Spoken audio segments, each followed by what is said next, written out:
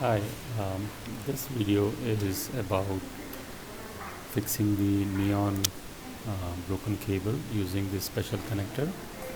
This special connector has got self-threading brass screws on both the sides and can be used for fixing the broken cable. We will look at how to quickly fix the broken cable. The only tool needed is a poker. We'll just poke and create a small hole inside the cable, and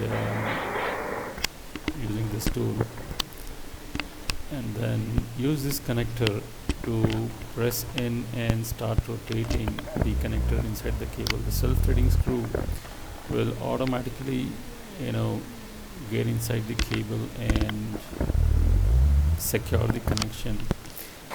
This connector tool is an epoxy molded tool and capable of 20 to 30 kV installation, and works perfectly, and the joints are also secured very much right inside the connector. And on the other side, again, it has a brass screw. The screws secures itself completely, and it's pretty good. On the cable, also using the poker, make a quick hole, and